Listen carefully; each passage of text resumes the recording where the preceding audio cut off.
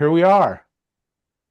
Thanks for joining us on this beautiful Thursday evening. The Yes. Shower Door Professionals.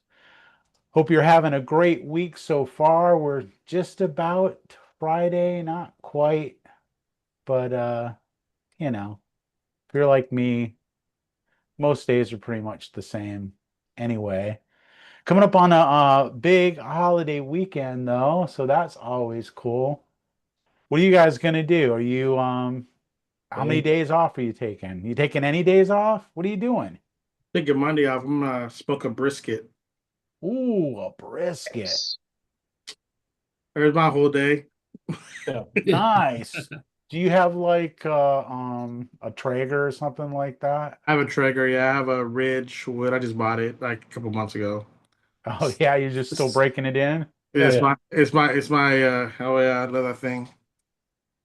Dude, those things are nice, So man. they And are it's all Bluetooth now, so I can control it with my phone and relax. But I'm gonna do a new thing. I'm not going to trim it. I'm gonna do it untrimmed. Never done it before.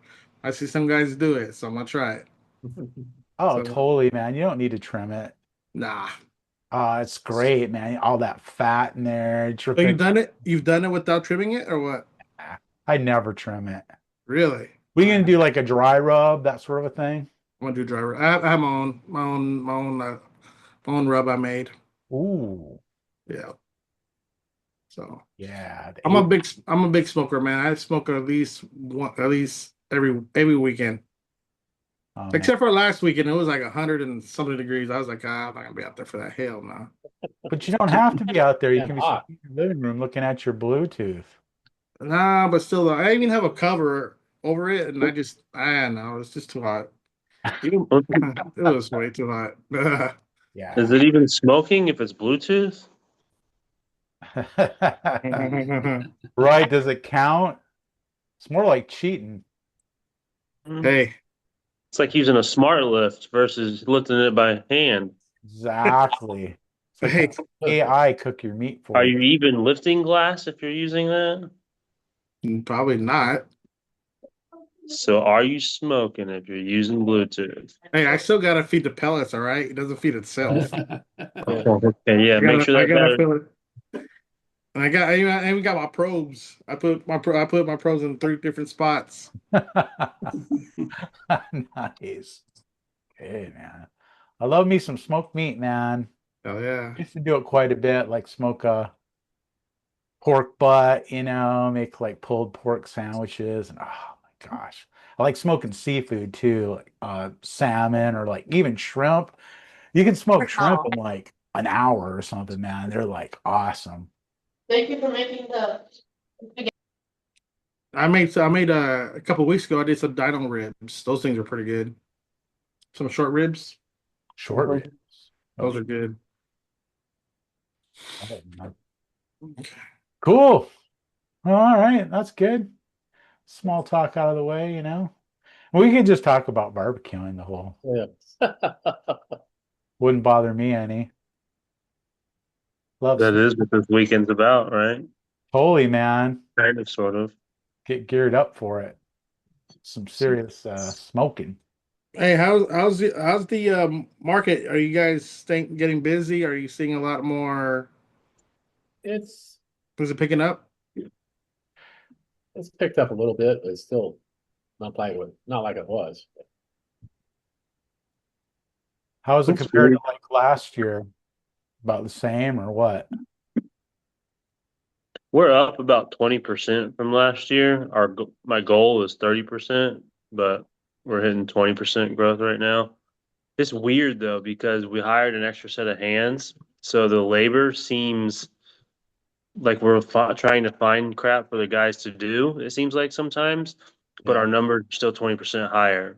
So it's interesting. It feels slow, but we're pumping out more. We're just pumping out more work it's getting spread across an extra set of hands. So we just had an interview, not really an interview, kind of it's like the second interview with a guy for the sales rep position that's a former builder. We'll probably bring him on Tuesday and try to bring in some more sales. We'll see. maybe we can hit that 30% growth with a sales rep. That was the plan. So this my plan for this year was to bring on one additional sales, like a sales rep. So not including the ones that we got. Cool. Sounds like you got the labor squared away pretty good, huh? Yeah, it's always the chicken and egg thing, you know. It's like you got too many sales and not enough hands, then you got too many hands and not enough sales. It's just like having them ready to go whenever it's time, you know, like who do you call to bring on extra hands and where do you squeeze the juice out of the sales you got, you know, when you need it. Do your sale guys, do they measure to go like go measurements, or they just sell and then they send somebody else to measure? I mean, it's a funny terminology around our shop, salesperson, because it's me and my dad that are doing sales right now, and we have a sales rep, but he had a stroke, so he's just kind of partnered up with me, and I service his accounts with him, and he just rides with me every day. So me and my dad, we can do whatever we do everything. We have to be able to do everything. So between from run the business to measure and template and everything. So yes, we template our own shit, but the new guy, you know, like I don't expect this person to quite. I'm gonna try to get him there, but we'll see. The main thing for this person is his connections that he has. He's got a lot of building connections. Yeah, but I think the question that Adrian's asking is like, so I mean, is this guy going to be able to close the deals, not just like and Yeah, make do the measures? yeah, he'll be able to close the deals and do the basic measuring. We may have to go behind him and template, you know, for Right. sure. You know, he's gonna ride with me for a month. He's gonna ride with me for a first month. um, See how I do it, see how we do it, and service do some sales together and whatnot, and see what he can drum up and go measure it with him and facilitate that, you know. So Yeah, for the time being, you're probably going to want to go behind and double check everything and just yeah, yeah. So the first month is just figuring out if we really like each other and we really want to work with each other, you know, and exactly. then seeing what he can drum. You know, I got a sales goal for him for the first month, second month, and third month, and then by then we ought to know whether we want to continue the relationship, you know. Word. I totally Yeah. get that, man. Yeah. Getting along with people is like the number one thing, you know. It's like, I mean, why do you want to work with somebody you don't like? It's your business. You hire somebody you don't like? That's stupid. I mean, you don't necessarily have to like them, but you don't want to hate them, that's for sure. yeah, you got to Yeah. be able to get along, you know. I mean, Yeah. whether you like each other or not, you know, just to be, yeah, you got to be able to get along. So, Daniel, did he have any like previous experience like as far as I mean, sales is one thing, but more on the like like measuring and or like any construction background or anything? Yeah, I mean, he was a licensed builder for a long time and he's still a licensed real estate agent, you know, so he's very big into the industry. It's the main thing is tapping into those connections locally. Got it. Okay. And he's, you know, he's an older gentleman that's kind of just bored. So somebody we used to do work for, do shower doors for. hmm, So he would go out and get a block size for you to price and you go back and measure it. yeah. Yeah, yeah, more or less, depending on what it is, you know. I mean, hell, maybe he's great with a tape measure and we'll be able to measure the stuff too, you know. We'll see. Like doing a pony wall, make sure it's blown and all that stuff. Yeah, there's some basic stuff that I mean anybody, my son could probably measure the stuff, you know. But there's some stuff that we'll go back and probably have to check all the time, just because that's a trust thing, you know, seeing if they can learn it. Oh, Well, if why you, do that? yeah, if you I, look at the drawing and you don't see any outages anywhere, then it's like, oh, that's Yeah. fine. yeah, I mean, ideally the sales rep is measuring and templating their own stuff, so we don't have to, you know, it's just, I mean, hell, it's more value added to them, you know, so I mean, it's more negotiation power on their behalf if they can figure out how to template and stuff like that, you know, I mean, they're saving you another trip out there to go measure the stuff and template stuff, so why shouldn't they make more on the job, you know? Um, but if they Totally. can't, then whatever. So. Well, and another thing is like taking the customer into consideration. How many trips do they want you to make out there to Yeah, measure and stuff? So, I mean, yeah, most people don't care. I mean, most people want it done right. If it takes two Yeah. trips to measure, they're fine with that. yeah, yeah. We just need somebody bringing in some more revenue, somebody bringing in some sales that's not me and not my dad. Like uh, I don't want sales to be funneled through me and him. I want it to be ran. I want somebody else bringing in sales. I want a sales rep being paid to bring in sales. I don't want to be. I want my phone ringing. I want their phone. I want their phone ringing. People calling them. Like so I don't have to show up. So That's it. That's the bottom line. You don't want to have to show up. yeah. I really like what Ryan was saying the other day, like how he purposely shows up late. Like as soon as I can figure out that and get some stuff in line, I'm gonna practice that. Like I'm just gonna have it all laid out and ready to go, and I'm just gonna fuck around and see what happens. Like show I, up I 30 do that minutes sometimes. later and see what's going on. Dude, I'm never on time. I don't care. Yeah, What? that's how I do it. I show up. The guys start at 7. I get there about 7:30, 7:45. They should already be out the door. Yeah, like I mean it's yeah. They've been doing this long enough. They should know. You know. Yeah, all our guys they should know too. So it's yeah. They So, won't do it unless you make them do it at a certain point. yep. And most guys want to be out of there. They don't want to be at the shop when you get there. They'd rather just Mhm. see They you. got to get to the donut shop. That's right. They gotta get that gas station burrito.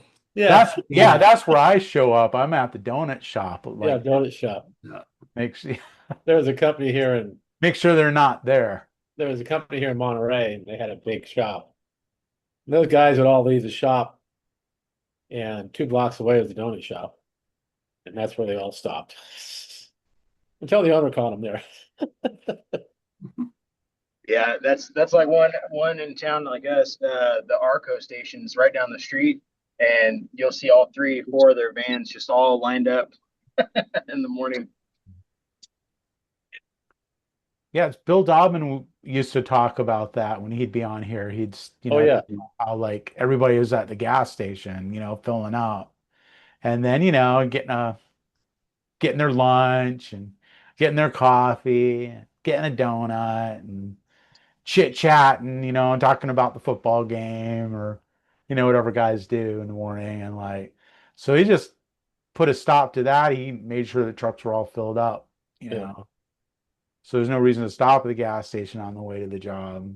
Now they got trackers on the van, so they know what the hell they're doing too. Got trackers. Everybody's got I, trackers. I don't. It doesn't really bother me them stopping as long as they get their work done and don't come Yeah, back yeah, with anything. And be here by 5. You're good. But if it interferes you with doing your work and getting it done, then that's a problem. So How many of you guys agree with Adrian's take on that? I do for to a certain extent. I mean, if it's like every day to where it's like taking up a good 30 minutes or whatever, then it's like okay.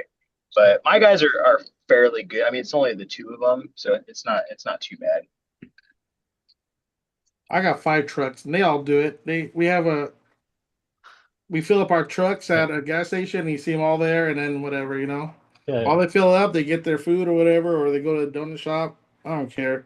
All I say, as long as they get their job done, and complete it, hey, you're good. You can't, I, there's so I much kind of you get just tell them so many times, and then you're like, ah, forget it. As long as they get it done.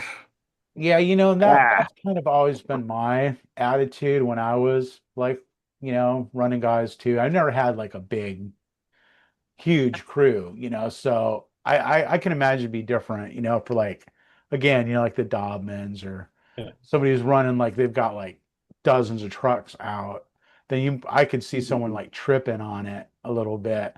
Yeah. But for me, I would like for one thing I always did was paid guys for their lunch. So I'd have guys start and take off at 8 hours, not 8.5 hours. I wouldn't make them clock out for lunch. And I found that like I got better productivity from my crews by just letting them like take lunch on the clock, believe it or not. Yeah. Because I found that they would take shorter lunches. You know, they really they appreciated it, and like they would they would kind of almost like work while they were eating, because they just didn't want to take advantage of it. And it just meant nobody had ever done that for them before. I got one.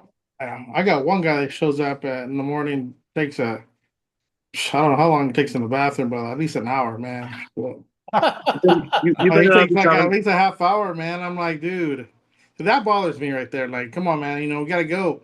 I don't care. Like, so they get their donuts and stuff, but the one thing that does bother if they, okay, so they have to get the work done, but they got to be at the customer's house on the time. The Yeah, time it's gonna be. absolutely. If they're not there, then you know what? You're gonna spend half hour taking a shit. Then and you don't have time. Hey, then you lost out. You should have cut the cord. I Whatever. had a kid that did that, and I told him, "Do your shit before you get here." So do I. I've done that too, and it doesn't work. I mean, it's just, yeah, it doesn't work. I tried telling them that too, but like, I Because then pay I you. can't use the bathroom. Yeah, Yeah, I you mean, know, I- someone from doing that. I don't think I think it's against the law to stop someone from shitting on the job. I think you're right. We tried to have food there before they got there because like we wanted to be lenient, but then when we installed the trackers that help with insurance, just for driving Uh-huh. purposes and rates, it accidentally doubled as the tracker. Oops, bad idea, guys. Sorry, I told them to implement it. All my friends that were installers because now they're being tracked and like, what the hell? How come you see me at 7-Eleven for 15 minutes in the morning after we left? Both of y'all's trucks. Oh, y'all met there and chatted after y'all chatted at the location, and then y'all got y'all's food, went on y'all separate ways, were late to your first appointment or whatever. But the late start made them get stuck in the wrong part of Austin at 3 o'clock, which is the worst time. Because if you're there at 2:30, you can drive downtown in 30 minutes. If you're there at 3 o'clock, your drive downtown might be an hour. And every 10, 20 minutes after that, you're adding like 20, 30 minutes to your drive because rush hour is insane. And a 2 hour drive can happen out of it, what could have been 30 minutes. And it's not looked at like that all the time by them. It feels like, trying to break their balls or whatever, but sometimes it's really just that point. Like if you can just get them to optimize that morning hour, sometimes if it matters, if you have the workflow in the day where it doesn't, then that's awesome. But when they do get those 2 hours extra, we start like, hey, here's some sausage wraps. Oh, y'all don't like those? Here's things that y'all would like to eat as soon as you get in, grab and go. And at least the excuse of that's gone.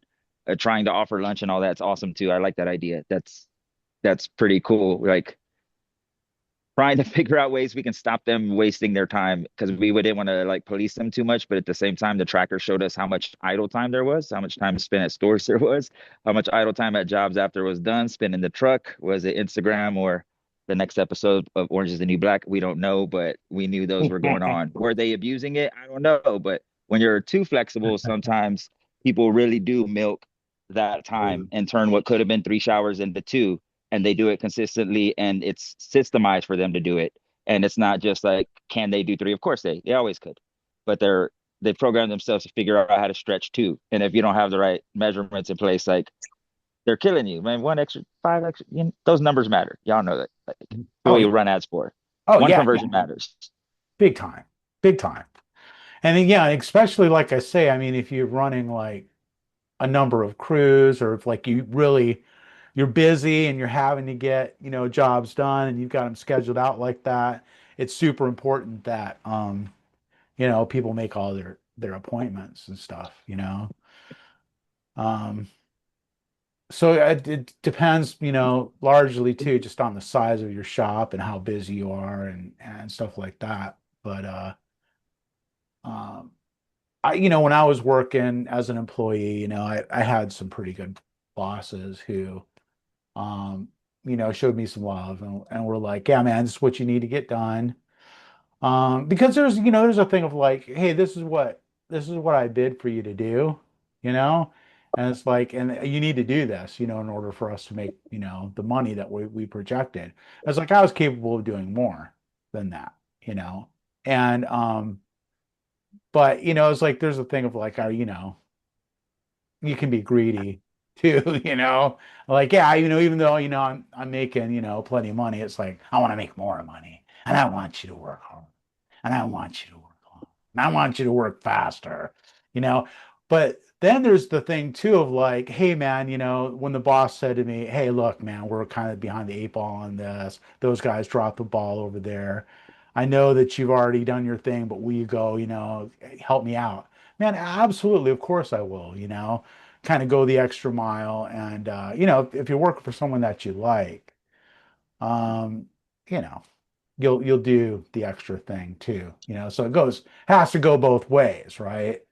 And that's kind of the idea of like, hey man, come on, I'm the guy who like is good to you and never tells you hurry up or like never asks why is it taking so long or whatever. I mean, if it's taking longer than I thought it should, I assume that you're running into problems or whatever, and that happens, right?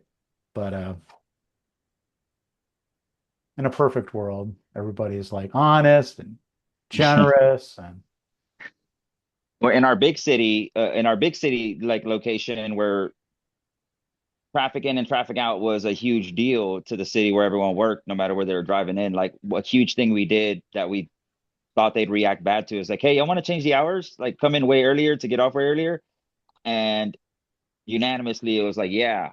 And 7 to 3:30 became the new schedule, or 7 to 3 or 6:30. And I don't know how it changed our eating habits, but it just seemed to make things better for everyone because our end time was at this certain time when traffic was likely to be dead and they were already headed back to the shop. And starting earlier, the traffic was less on them. So ultimately, every day they got to save maybe an hour of drive time to and from work because of this hour change. And that's 5 hours a week they get back in traffic. yeah. And that dude maybe will stay later for you for overtime or like eat, who knows how their lunch or whatever changes. But just those alone helped us just save time of wasted drive time because of the condensed city and the fact that at the time we were driving to do $200 windows and sometimes stuck in traffic that didn't make sense ROI wise. And like we had to do high margin products or not survive because Yeah. this traffic it took longer to get from point A to point B. Nothing else changed really that much. It was just that part that had to made us make drastic decisions. That's how we run it is 7 to 3, and then kind of how Chris was mentioning. We don't have them clock out for lunch. We just have them work through. Mhm. But my guys like it because they get off early or earlier, and typically they just eat in the truck, in between jobs. It kind of works out. I mean, they'll still stop and grab something, but it's worked out pretty good, and we're still for the most part minimum. Obviously, it's 2 showers, but we've been able to kind of optimize it where we're getting almost 3 showers a day. For the most part, so it's working pretty good. Yeah, I believe that, and it's an interesting dynamic. It doesn't sound like it would work. It sounds counterintuitive, but when you implement it, it's amazing how well it really does work. Because you got different personalities too, and there's like the guy who doesn't really want to eat lunch anyway. So you've always got one of those guys, and then pair that guy up with a guy, he's gonna put peer pressure on the other guy to like not take too long, or he's just gonna keep working, and it'll be like this is the guy I am. It's like if I'm working, I don't want to stop to eat. It's too hard to get started again. It's like Yeah. I'd rather just power through and then eat something afterwards. So if I'm with somebody who wants to take his lunch, I'm like, go for it, dude. I'm gonna keep working. Go ahead and grab some lunch, whatever. And then that guy, who does stop for a break, usually is like doesn't take as long of a break. It really does end up working out. I find that I'm more productive if I don't take a lunch break myself. And then also, there are guys who's like if a lot of guys, if there's not something to do, they don't want to just hang around and like Yeah. ride out the clock. Some guys will, but then some guys won't, and so there's that same dynamic of kind of a peer pressure cultural thing that happens. That's I don't know. I've seen a real difference between like I cut my teeth working for the union, so it was like coffee break, lunch break, afternoon break. And And it was like, man, we took more breaks than we did, and it was really, it's hard to get back to work. It's hard, to like you start to get some momentum, and then it's break time. And then okay, then you try to get that momentum back up again, and then it's break time. yeah, we did And that. it's not a terrible way to live, but it's like it's not Well, super productive. yeah, when we were union doing commercial work, yeah, we take a morning break, a lunch break, an afternoon break, Yeah.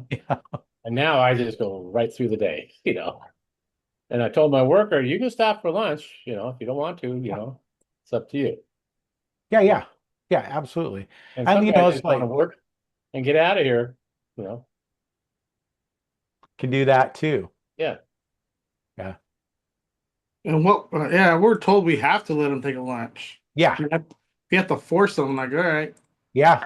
Legally you have to. yeah. So we Yeah, I just know that, but So yeah.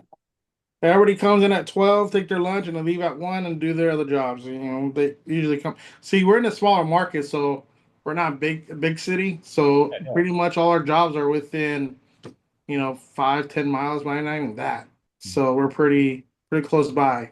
So we're not like across town where stuck in traffic. I mean, No. so it's a little easier for our guys to come back, regroup, and then go out and do their collect again. Or some of them they will load up their truck for the whole day and then leave and don't come back. That's fine. They'll go home if they're near their home. They'll go home for lunch or they go get something to eat. That's So, a great perk, man. Really. I but mean, if you can legal, cost per but month, literally we have to let them take an hour lunch break. It's just something we could do. Yeah. How right. the hell do you find enough business within that radius? Hour. Because there's a lot of there's different cities around us, so we're surrounded by a lot of different counties and different little towns. So they need us. And honestly, I don't want to give out my secret because I don't want none of you guys to come and move over here. But we're pretty much the only glass shop around within. There's little dinky shops, but we're the only one that are actually fully stocked, right, ready to go. If you have a broken window, right away. There's not very many people here that have it. So Adrian, I even have some little digging shops that come and buy glass from us because they need it. Mhm. Yeah, you're located in Michigan, right? Just so everyone knows. Yeah, Michigan, I was gonna Michigan. say, Adrian, I'm on my way. I'm right down the street. Oh, no, you're too close. You're too close. He's out in the Get boondocks of away. Northern California. There's a shop available right across the street, man. There was. I believe it. They closed. Believe it. Yeah, well, I mean, Another it's road like to him, talk to him. An electrician guy bought the building. Now he's in there. cool. But yeah, It's rare if our jobs aren't like 30 to 45 minutes away.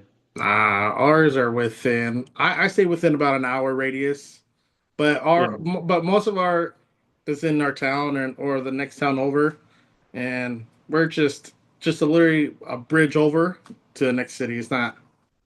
I'm actually closer to the next city than I am to my house. So what bridge specifically is this? What bridge? The Golden Bridge. Gate Bridge. Golden Gate Bridge. Long Gate Bridge. It leads you right into Oakland. If you stick your hand out the window, you might get your Rolex stolen. I don't know. Like you've seen That's the Training bloody Day, right? stone. I seen Training Day. Yes, one of my favorite movies. Don't let Keith go there. Then he'd be sad if his Rolex got stolen. Right. I think he wears one frequently. But does Oh, it? I would if I was him. I wear two of them just to make sure that they were synchronized. I got one on my ankle. I'm Yeah. still on the citizens watch level. Yeah, right. Timex. Takes a licking, keeps on ticking. I have a nice eye watch that I bling a little bit. That's about it. It's for special occasions or whatever. Yep. But then people start calling me and get on my nerves. I just want to throw it out the window. Yeah, I'll bet. They drive me nuts. They do. Yeah, one time we had a shop up in Ukiah.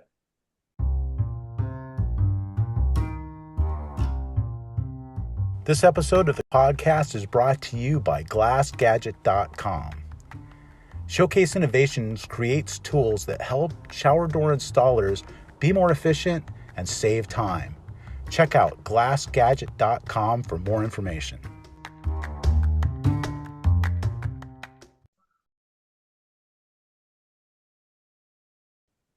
You did? Ukiah. Yeah. My brother moved up there and worked for a guy and he laid him off.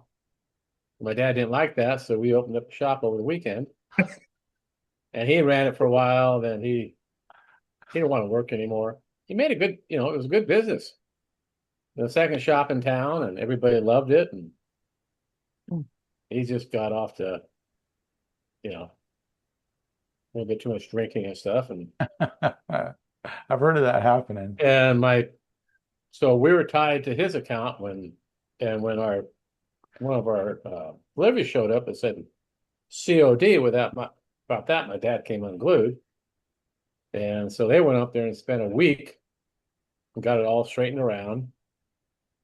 And then he went back to work, and then finally he started doing the same thing. My dad just went up and shut it down. So how long was it open for? Oh, good 10 years. Oh, wow. Okay. He's doing great. Commercial work, college, everything. Wow. So just the two shops? Huh? Just the two shops? Yeah. The most you guys expanded at any given time? Well, yeah, we weren't going to do it. So he wanted my dad to bid a bunch of stuff around here. My dad wouldn't do it. So he got pissed off and went up to Ukiah to work for this guy. And this guy laid him off one summer and was going to hire his son back to work. And so we loaded up my truck, another truck, and everything extra we had in the shop. And we went up there and had a glass shop open on Monday. Huh. Pretty Easy good. peasy, man. Where do I sign? Yeah.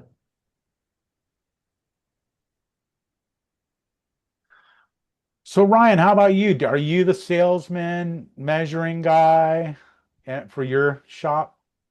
He has that fancy tool to measure. I want to get fancy one. tool. That's right. Yeah. He has a fancy tool. Mm. For that stuff, I am. But for the commercial stuff, I don't measure any of that. We got an estimator.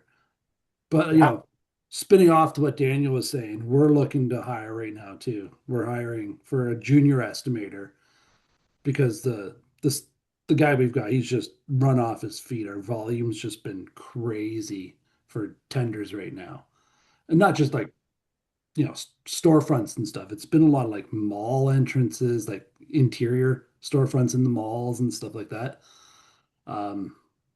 So he needs help just to keep things copacetic. And then I was looking to hire either later this year or spring of next year a service manager just to kind of take over that shower division and like go in, do some sales and the measuring as well. Kind of run with that. So the quickest, the best thing I can do is find people who are better than me and replace me and get me the hell out the door. Absolutely. That's my goal in everything I do. Yeah. Is find someone better than me and Yep, that's the push me best. up. Yes. I mean, they really don't even have to be better than you, man. They really don't even have to be as good as you. Just if they can do it like if like that book I was reading, Buy Back Your Time. I've talked about this before. Yeah. Buy Back Your Time. He says his saying is like 80% done by somebody else is 100% awesome. Yeah. So it's true. like, and he's saying like, if you can get somebody, because that's what we all think. It's like, oh, nobody's going to do it as good as me. And it's true. No one is going to do it as good as you. Yeah. But if you can pay somebody a fraction of what you're worth to come in and do it 80% as well as you do, That's a Mhm. huge win. And even if you have to come in at the end and like, brush some things off or polish something up a little bit, man, and you have to do the last, 5% of it or whatever to get to where it's 85% as good as if you'd done the whole thing. Yeah. Man, you can kill it like that. And that was the thing that really kept me from um really winning more than I did when I was in the shower door business, full time. It was like it's just never, being able to really let go of that control. But it's a totally different paradigm to just look at it the way like normal people do. Just like, it's good enough. No, It's no, it's hard. not good enough. It's Yeah. hard. It's hard. Yeah. It's No, hard, that but it's like it's so necessary. It's like, and you realize at a certain point, it's fine. They're fine with it, Like once you realize that your customers are actually okay with most of the stuff, now just go keep doing it and have more people do it. So it's like other people can do the stuff you do. Yeah, we were doing that. So it's funny you mentioned that book, Chris, because after you had mentioned it, I guess the first time, earlier this year, I bought it and got the audiobook, and man, it got me all fired up. And I had hired a guy, and he came in strong and was like he had like 10 or 12 years experience from a few other shops. He had kind of moved around for more personal life stuff, and came in strong. Had a couple little things that were different than as far as like the way he measured and the way he installed was just a little bit different than what the way we do it. And so I was like, okay, so we kind of met in the middle, and then there's certain things he had to tweak a little bit. But then it was just like one thing after another, forgetting measurements. And then I was had him do like a kind of like a hybrid where he would do like, little one man installs first thing in the morning and then do estimates in the afternoon. And then I would kind of just pick up the slack more in the office stuff. And it was working for a while, but then it was just like literally one thing after another, having to reorder stuff like one, two, and then sometimes three times a week. And then I was just like, okay, this isn't working. And then it's like it was always the same excuse, like, oh yeah, sorry, man, sorry, I'll try better next time. I'm like, dude, you've had so many chances, Mhm. and I can't do it anymore. You're just costing me way more money than it's worth. And then I found out that he was also applying for some other place, which he lived like 30, 40 minutes away from the shop. Mhm. And so it made sense that he was looking, but then it just made it that much easier to just like, okay, I'm just gonna cut it now and pivot. And so since then, I started picking up more of the slack, and then I kind of did the opposite because I like going out and seeing the customers and doing the measures and kind of that more face to face. Oh. And then I did it. I hired somebody in the back office to kind of run the scheduling, estimate like scheduling estimates and appointments and all that stuff. That the time suck, because he mentioned that in the book too. Yeah, And that's more like what he focuses on, saying that's what you need to do first is get yeah, get someone to take over your calendar and your email and like an executive assistant, really. yeah, and so we did that. I got her through a temp agency, and I mean she was still pretty green as far as like our operational stuff, but she had a lot of experience on like with more systems, I guess. Right? And she's implemented some stuff, and man, it's been freaking awesome. It's working Wow. out big time. So it's like it Wow. kind of got me out in the field a little bit more, which is kind of what I like to do anyways. Sure. But it's been even better because if shit goes south, it's my fault, whatever. But I don't know, it's been working out way better. And so thank you for mentioning that book. It's definitely lit a fire, so it works. Fantastic, man. I'm really glad to hear that. Yeah, it's great what you can pick up from other people's experience. You know, Keith was on a few weeks ago chatting, and he started talking about how he got on Masterclass and was learning about negotiating and was talking about that. And I was like, I was listening, and I thought, man, you know what? That sounds pretty good, man. That's an area where I could really um, pick up my game. So, dude, I did that. And so now I've been listening to that Chris Voss, right? Yep, yep. Yeah, Yep, it so was Chris dude, Voss. Yeah, that's the dude that did the master class. It's dude, a great that one. dude is Absolutely. that dude is awesome, man. I mean, I'm in the middle of doing his class right now. It's awesome. It is awesome, dude. So it's like, kudos to you, man, for like for hearing that and going for it. That's how I've learned, everything I know is just like I listen to what other people are saying, and when they say, "Hey, man, this worked for me," dude, I'll give that a try. So I'm stoked about, learning this negotiation technique. Because like I can use it. What really sold it to me was he was talking about his kids and how like he was using it, this on his kids. I was like, dude, I've got a wife at home, man. I really need to learn how to negotiate with, man. It's tough, We've been married for like we just celebrated like 23 years of marriage, man. So we're making it work. It's pretty good. We got a pretty good relationship. Congratulations. Thanks, man. Yeah, it hasn't been easy, but it's been worth it, man. It's like it's way worth it. And yeah, man, just improving those skills and just learning new ways of looking at things because especially when you're like running an operation and it gets kind of lonely and you can get tunnel vision and you've got like blind spots and it's easy to look at the situation and be like, man, there's no way out of this, man. This like there's no other way to do it. And hear somebody else talk about it, their experience, and they've got a totally different approach. And it makes you realize, wow, I don't have to do it this way. I can do it. I can do things, differently. So,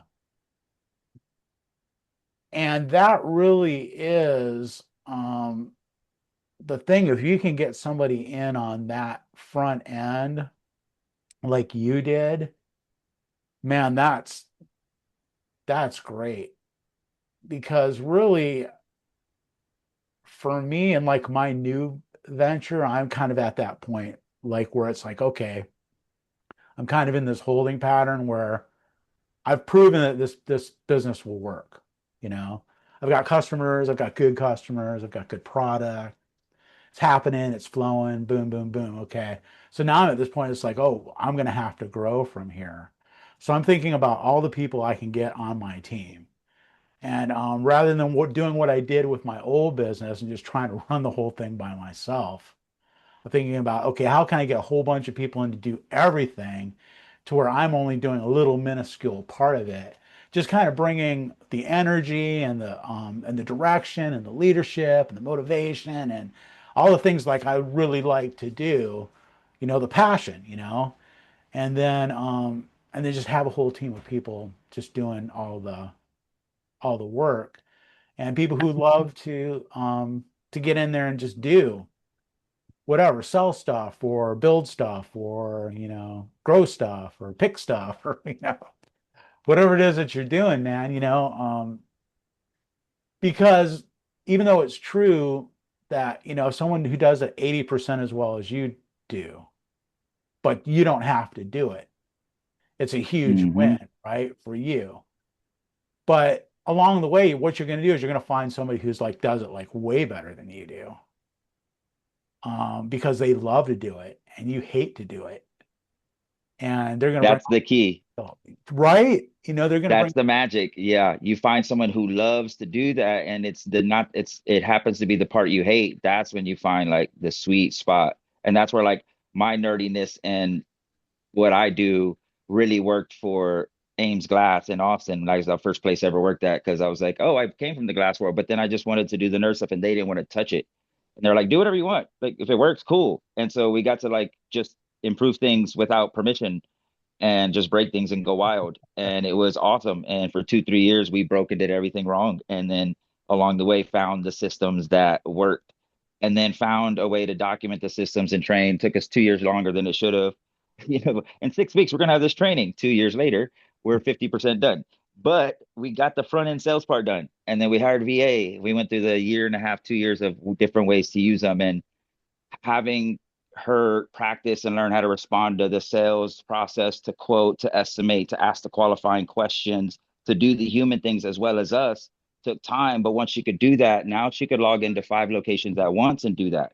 She can monitor and help multiple locations and office people who now you don't really need another hire in that location for that specific thing because their time either gets freed or their time gets they now have the workload doesn't increase as much as it would have if you had to hire a whole office person just to help them with the front end sales part, the management, the bill invoicing, all these admin tasks that aren't hard. You've done 100 times. You just got to figure out how to, over time, it's hard in different ways, but how do you document the process? How do you train someone else? How do you take someone else green?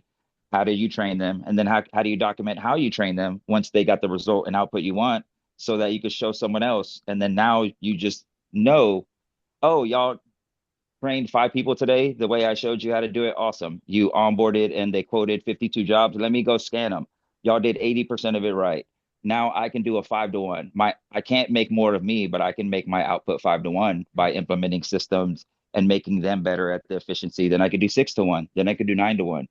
And then what if I find someone that can do the 9 to 1 as well as I can? Now I can take a break. Now I can take 2 weeks off. And now I'm comfortable because every way I would have fought the fire, they know.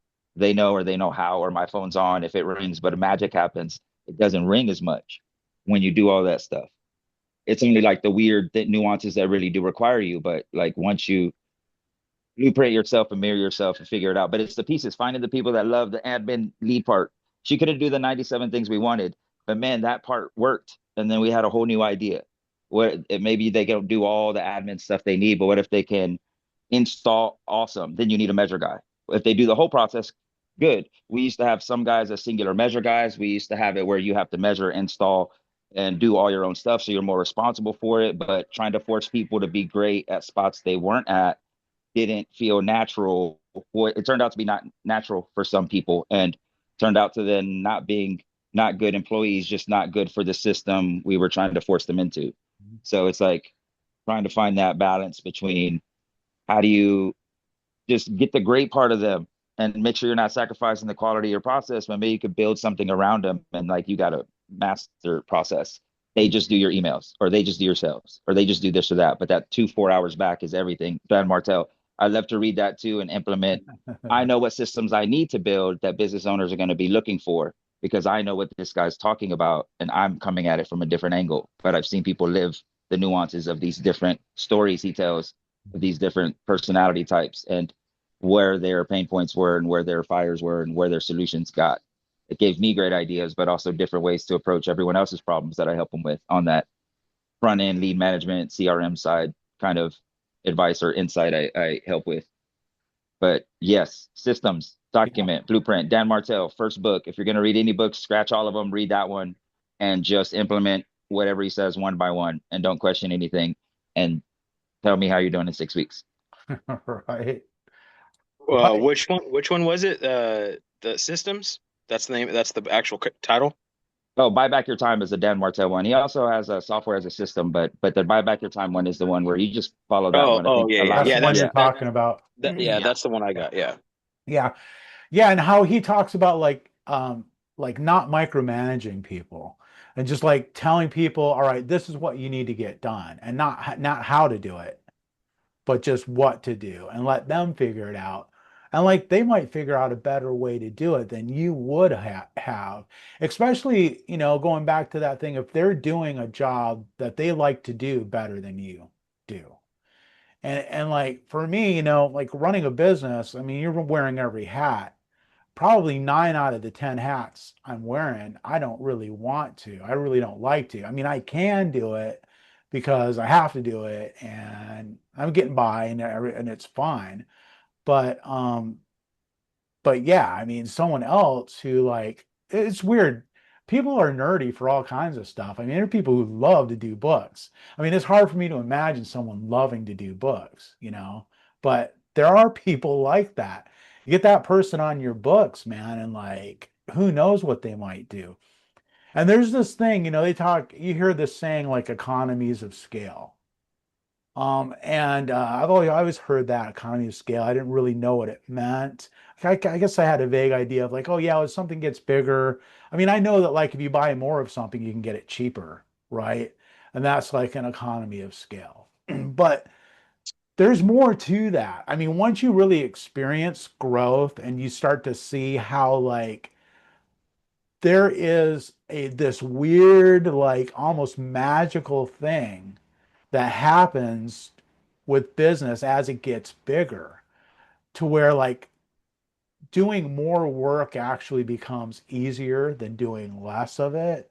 And there's all of these things, and especially when you have synergy, you get people together and they start working together and they start figuring things out. Another great book, Seven Habits of Highly Effective People. Man, Stephen Covey, like breaks down some things like around just around mindset and how you structure things to make things like super efficient. And one real takeaway from that book that I'll never forget is how he talks about sharpening the saw. And it's like you feel like you can't take a break to hone in on something, and it's like it's killing you. And like and the example is this guy's trying to cut wood or a tree or something, and it's like, hey man, have you sharpened your saw? And it's like, oh man, I don't have time to sharpen my saw. He's just like, just saw harder, and these things of just taking the time to that maintenance, it's like he breaks everything down into these quadrants, like there's four quadrants. It's really worth reading this book if you haven't. Of how of how important things really are and where you're making your money and where you're spending your time. And if you look at it, you find that probably if you're inexperienced or if you haven't got these principles down, you're spending most of your time in the least productive quadrant, that you could be. And it's just how you naturally fall because it's like you feel like you have to, just like Dan Martell talks about, like just getting shit done, That's like, we're really good at doing that. But that's not the end all be all of business. It's like it's figuring out where you're really valuable and spending all of your time doing that. And it's probably the thing that you love doing more than anything else. So it's just like it's just a total win if you can get out of the rat race and into that zone, So that's what I'm trying to find, in my life today, and doing definitely a better job at it than I ever have before. But it takes a lot of practice. I'll throw one more out there that's really good. All right. It the last book I read, and it's changed my outlook for the next couple of quarters.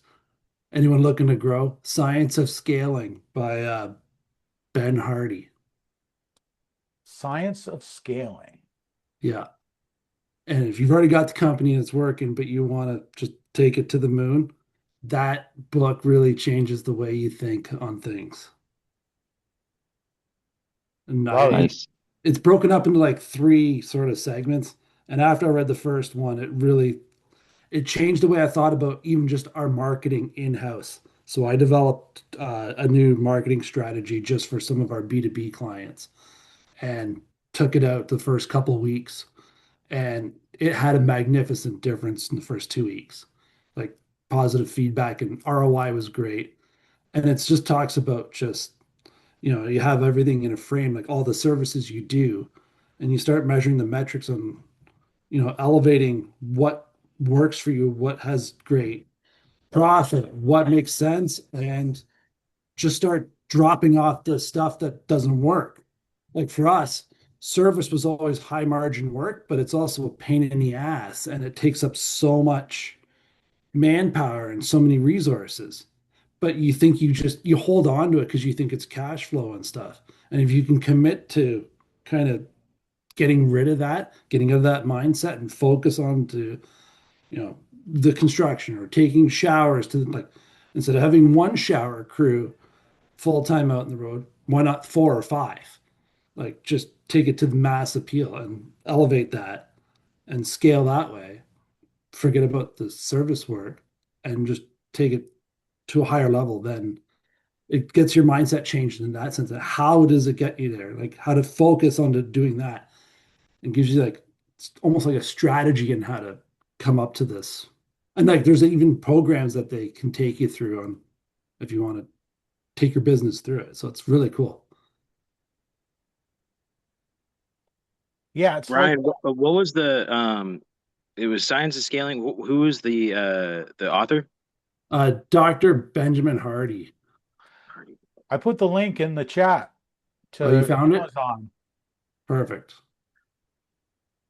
Yeah, it's like almost everybody always talks about, brings up like the Pareto principle, right? The 80-20 rule. Yeah.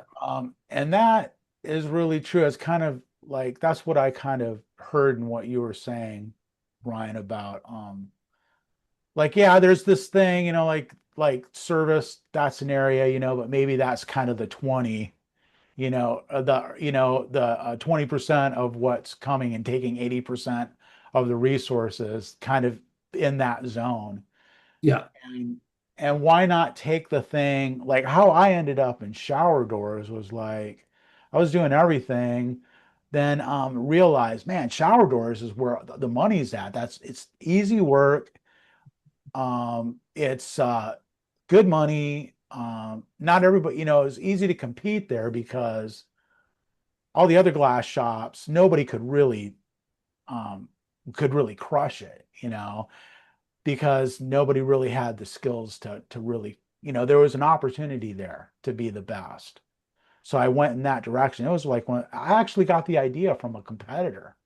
Me and the owner of another glass shop were talking. He said, that would be a great idea if someone just did in this area, just did shower doors. And I was like, I'm pretty good at taking suggestions, Yeah. especially from my competition. Yeah. I did that. That's exactly what I did. And it was like one of the smartest moves I ever made. So Perfect. who suggested you get into shrooms? That was me. Found that on my own. That was just my own insanity. A hobby turned into a passion. That's Yep. what happens for the best of us. Yep. The Yeah. lucky ones. Yeah. Yeah. Man.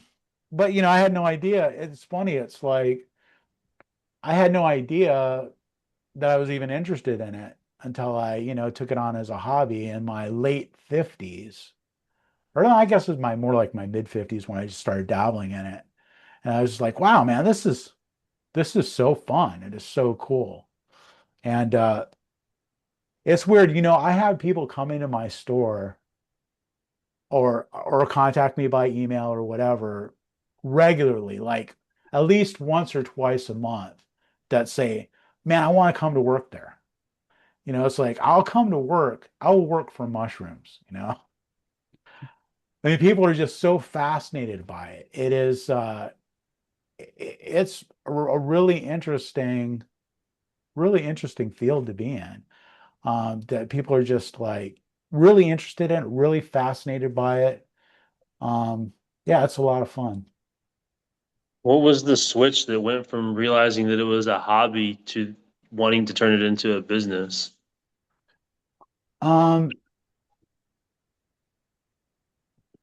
what was the switch? It Like, was what just, made you decide, hey, this is more than just fun. I actually want to make money doing it? Or did you just realize that you can make money doing it, so now you're having fun making money doing it? yeah. So when I was doing it and realizing that after having done it for a year or two, that like I wasn't getting bored with it, and that I enjoyed it. I still enjoyed it, and that even the work, like a lot of mushroom farming is cleaning. I mean, it's weird how fussy a fungus can be about like cleanliness. You wouldn't really think so, you know, but they are, man. It's like, so everything has to be super like clean. So you spend like about half of your time just cleaning stuff.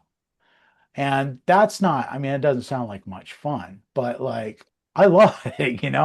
I love every aspect of it. And of course, there are certain areas that I love more. So like I'll give you know, 9/10 of the work to other people. And I'll probably end up just like working in the lab. The lab work is probably what I enjoy more than anything, just actually working with, the microorganisms and stuff like that. Um, but uh, but I think that was it. It's just realizing, man, this is something that I know I can do like all day, work long days, long hours, and love it and not never feel like I'm working. And it's still like that, I mean, I'm still really just loving it. So I hope you feel that way about shower doors. Yeah, I completely understand that. I mean, Yeah, I can work a 24-hour sometimes. day and not feel like it's work at all. Yeah. It's weird. Yeah, It's yeah. really weird. It's a weird feeling to work 12 hours and feel like you didn't work at all. Yeah, yeah. And for me, it was like getting to that age to where, okay, I'm in my 50s. I'm still strong enough to do this, I can still do this, but in 10 years, how am I going to feel about that? How am I going to feel about that like when I'm 70? Am I going to really want to be working hard, and just and even just managing a glass shop is a young man's game because it's pretty stressful. I mean, once you get a good crew together, I'm sure that it can really, you can get out like other people have to where they're not in the day-to-day running of it. But that's something that you know, I was ready to kind of get into something else. And this was just like the thing that like, this just totally makes sense for me to go in this direction. And seems to be working out. People like what we're doing. So Well, real quick, Chris, it's funny you mentioned that stress and like the shower part of it. I was at a job. I was helping a buddy of mine do a big IG unit, and it was like, I don't know, 14-foot high. So we had to do like 4 layers of scaffolding, and mhm. it was fun. And Yeah. so I was talking with one of his guys. It's one of his newer guys, and he's like, "Oh yeah, he saw my shirt and everything, and he's like, yeah, we've done a few shower doors." And he was mentioning, because his shop, they do more of like, IGs, breaking, Mhm. storefront commercial stuff, and so anyways, he was like, "Oh yeah, we at my old company, we did a few shower doors," and he's all, "Man," he's all, "just the when you get them done, it's just more rewarding, looking at the end result Yeah. versus, something like this or whatever." He's like, "But man, I tell you what, just the before part is so freaking stressful. Just getting it there." I was like, "Oh yeah, it's no joke." But then you get in a groove and you don't even realize it, half the time because it becomes, I guess, the norm. Yeah. So I don't know. It was It's just like funny it's a to roller just have that coaster ride, conversation. man. And it's like I tell my friends, like, when they're going through something tough, like they're not having a great day or whatever. It's like, dude, if every day was great, I mean, where would the adventure be? And that, I mean, it's like you got to have some tough times, man, or else you can't really appreciate it. You're not really doing anything, Yeah. So it's like a roller coaster ride, man. It's like stressful and it's tense. It's like you're too busy, you're not busy enough, you got too many workers, nothing for them to do. Oh, you don't have enough workers, and too much to do. And it's like, and it's that, that back and forth that makes it interesting and keeps you moving. Yeah. It's not for everybody. Yeah. My dad is like, me and my brother tried to talk him into going to business, man. We were like teenagers or whatever. It's like, man, it's just too easy to go to work, go to work, do the job, come home, get the paycheck. That's what he wanted to do. Totally get it. Totally get it, man. But I'm just not wired that way. Feel like Yeah. we'd be bored out of our minds if we did that. I couldn't do it. I did it for 100%. a long time. There's no way I could do it today. Yeah. Oh yeah. Anyway, good talk, guys. Yep. Thanks for showing up, man. Hope you have. Yeah, no, it's good seeing you. I know I've been kind of MIA for a couple weeks, but had some family stuff going on and some other, got busy, but Yeah. good seeing everybody. You too, man.